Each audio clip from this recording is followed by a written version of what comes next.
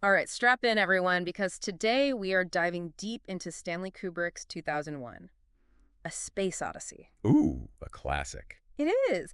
And you've sent in some really thought-provoking articles and analyses. So Yeah. we're going to unpack those together and see if we can figure out why this film still has people talking decades later. It really does defy the usual fate of pop culture. It It does. seems like every generation rediscovers 2001 and finds something new in it. Exactly. And that's what we're going to be exploring today. What makes 2001 so enduring? What are some of the most common interpretations? And how did it impact filmmaking and our collective imagination about space and the future? But we're also going to dig into what it all means for you, the viewer. It's a film that really doesn't shy away from the big questions, does it? No, it does not. About technology, humanity, our place in the universe. And those questions are just as relevant today as they were back in 1968 when the film premiered. Maybe even more so. I think so. Okay, to really get into those big questions, let's start with the structure of the film itself. It's a journey through time and space, broken up into these distinct chapters. We begin with the dawn of man, prehistoric Africa, a group of hominids just trying to survive, fighting over scraps of food, a meager water hole. Really kind of a brutal, almost animalistic existence. Yeah, and Kubrick doesn't shy away from that. Not at all. He forces us to confront this rawness, this struggle. Makes you wonder, is this violence, this fight for survival, part of who we are even as we evolve? Is it built into us? Right. And then suddenly this giant black monolith appears. Like out of nowhere. Out of nowhere. And it's never really explained, which just adds to its mystique. Right. What do you think it represents? Alien intelligence. Yeah.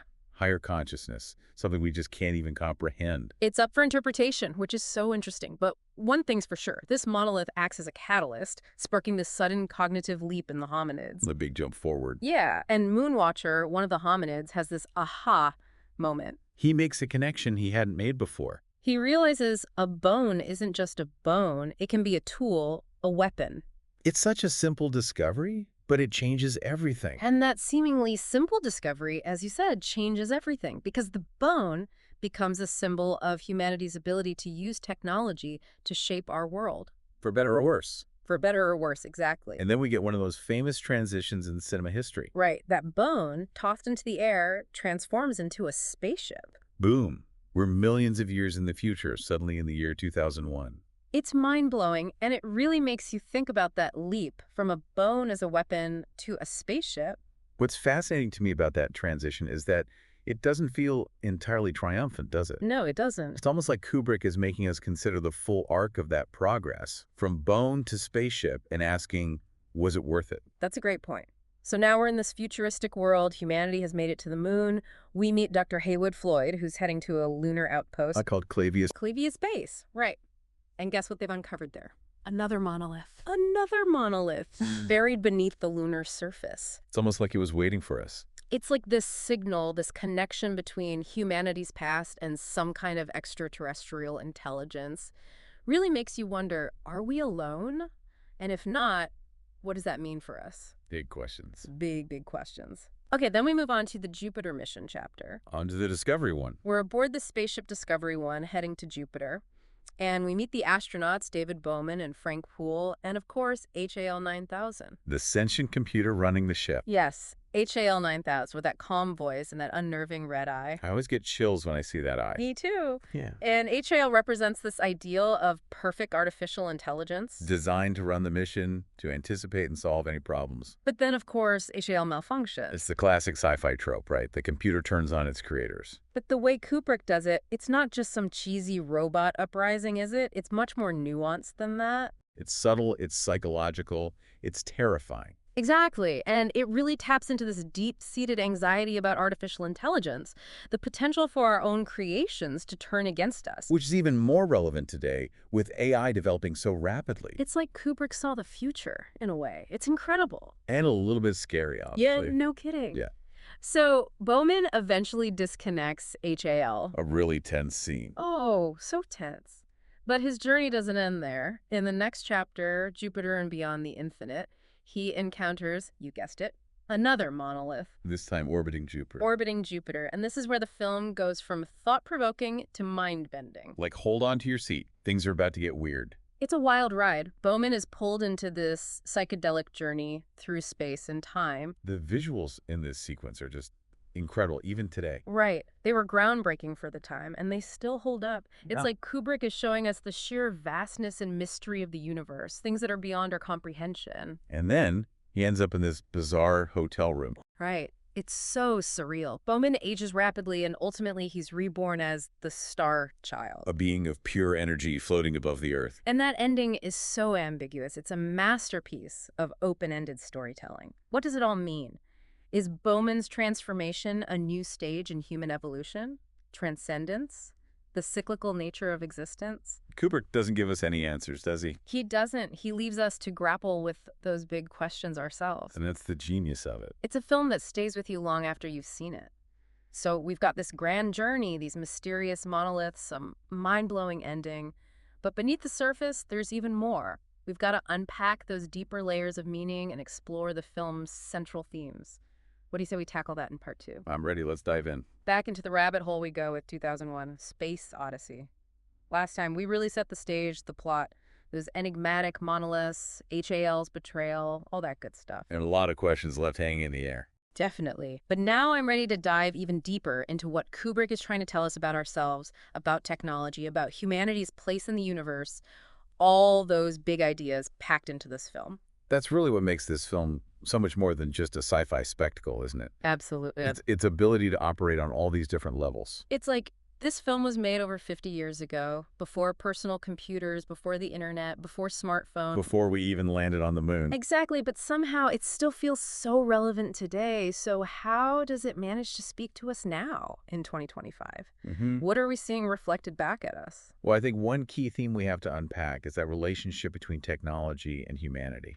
Yeah, we touched on it before, but it's worth digging deeper. Because it's not just a simple technology is bad message, is it? No, not at all. It's way more nuanced than that. Right, like HAL 9000 isn't some evil robot. He's a product of human ingenuity. He's supposed to be helpful. But then things go wrong, and it makes you wonder about the unintended consequences of our technological advancements. Okay, that's kind of freaking me out a little bit. Think about your smartphone. Don't even get me started. It's this incredibly powerful tool, but how much of your life is filtered through that little device? Your communication, your memories, even your sense of direction. It makes you wonder, who's really in control? It's like 2001 isn't just science fiction. It's like a prophecy. Right. Like Kubrick saw where we were headed and tried to warn us. Okay, that is definitely giving me chills, but I think you're right. This push and pull between humanity and the technology we create, that's at the heart of what 2001 is exploring. And I think those anxieties are even more pronounced today in a world where AI is becoming more sophisticated every day. It's like, what happens when the algorithms we create start making decisions for us? Decisions that have real consequences. Big yikes. Big yikes indeed. And it's not just AI, is it? There's something about the environments in 2001, too. The space station, the Discovery one, those really sleek, minimalist interiors. They're stunning, don't get me wrong, but there's also something cold and sterile about them. It's all very controlled, very efficient, but you don't really see people connecting on a human level, do you? That's so true. Like, thinking back on the film, there's not much laughter, not much joy. Like, you almost never see anyone smile. It's all very serious, very clinical. It's like that's the price of technological advancement. We achieve this incredible level of progress, but at what cost? What happens to our sense of humanity, to our joy, to our connections with each other? Wow, that's a lot to think about. I suddenly have the urge to go hug a tree. It's that feeling, right? That sense that we're losing something essential as we become more and more reliant on technology. Okay, so we've talked a lot about technology, but what about the other big themes Kubrick explores? Like evolution and transcendence, those are pretty heavy concepts to wrap our heads around. Well, let's go back to those monoliths. They seem to appear at these key moments in human history, almost as if they're guiding our evolution, pushing us forward. But they're never explained. Are they alien artifacts? Or are they something else entirely? Like manifestations of human consciousness, maybe. Or even just metaphors for the unknown. Exactly, and I think that's the beauty of it. The mystery. Yeah, the mystery. Kubrick doesn't give us any easy answers. He forces us to come up with our own interpretations, to confront those big questions ourselves. And those questions like, what is our place in the universe? Are we alone? What does it all mean? Those are fundamental to the human experience, aren't they? Absolutely, and regardless of what you believe, or how you interpret the film.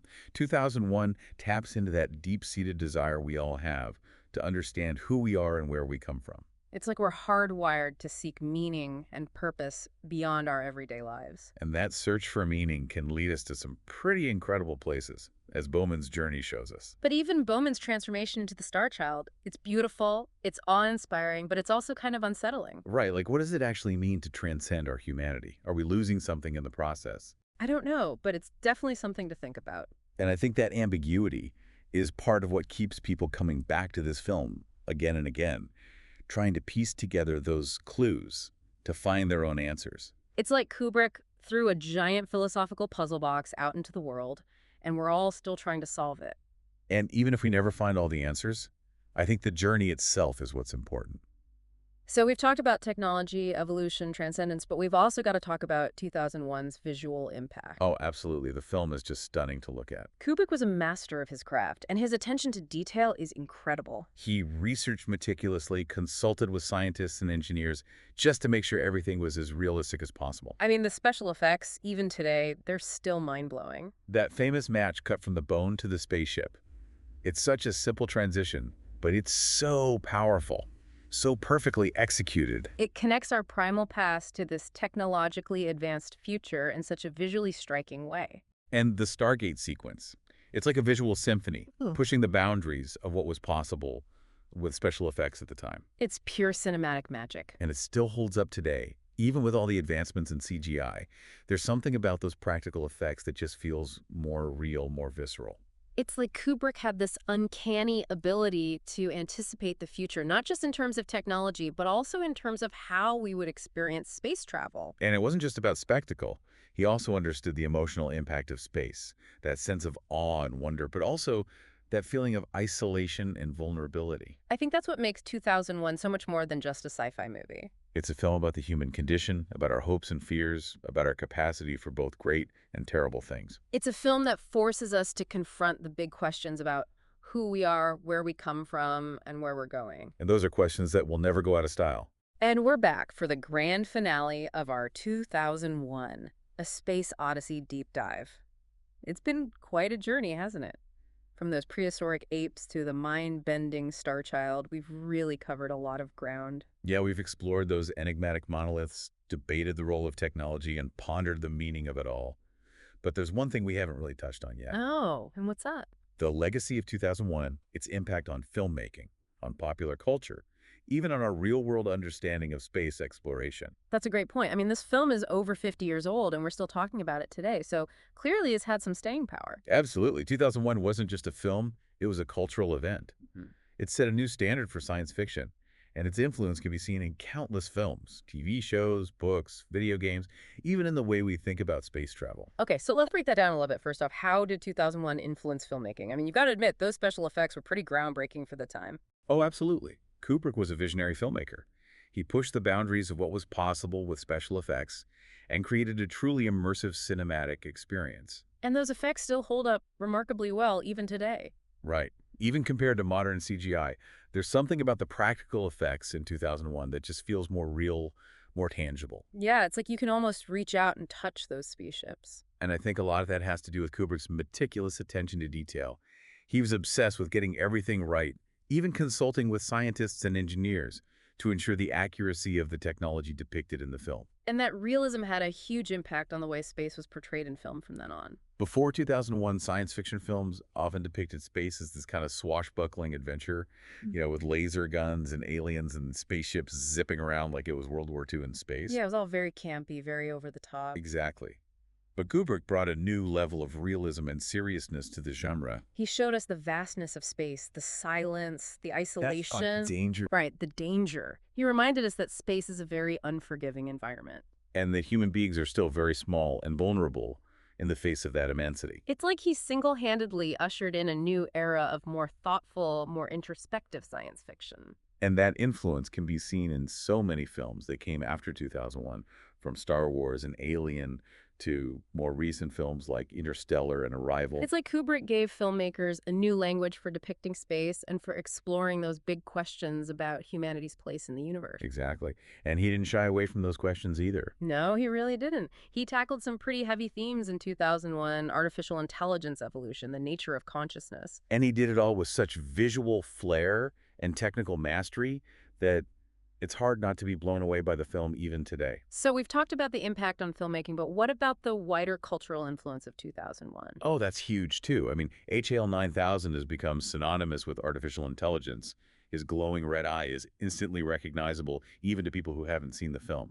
Right, and the monolith that's become this kind of universal symbol of mystery, the unknown. It's been parodied, referenced, reimagined in countless ways. It's everywhere. You see it in art, in music, in video games, even in advertising. It's like those images from 2001 has seeped into our collective consciousness. They've become part of our cultural vocabulary for talking about space technology, the future. And I think that speaks to the enduring power of Kubrick's vision. He created something that continues to resonate with people even decades later. But I think 2001 also had a more concrete impact on the way we think about space exploration in the real world. You're absolutely right. The film came out at a time when the space race was in full swing, and it captured the imagination of a generation. It made space travel seem less like science fiction and more like a real possibility. And it inspired a lot of people to pursue careers in science and engineering. It's like Kubrick helped to pave the way for the incredible advancements we've seen in space exploration over the past few decades. I think that's a really important part of the film's legacy. It helped to shape our dreams about the future and to inspire us to reach for the stars. So as we wrap up this deep dive, I want to bring it back to you, the listener. Correct. Why should you, in 2025, still care about 2001, A Space Odyssey? Because it's a film that continues to challenge us to think, to question, to imagine, It's a film that's as relevant today as it was when it was first released. maybe even more so. I think you're right. It's a film that speaks to something deep within us, our curiosity, our wonder, our fear of the unknown. And it reminds us that there's still so much out there to explore, to discover, to understand. So if you're looking for a film that will make you think, that will stay with you long after the credits roll, then 2001, A Space Odyssey is definitely worth checking out. It's a true masterpiece of cinema and a film that deserves to be seen and discussed for generations to come. Thanks for joining us on this deep dive into 2001, A Space Odyssey. We hope you enjoyed the journey. And we encourage you to keep exploring, keep questioning, keep looking up at the stars. Who knows what mysteries you might uncover?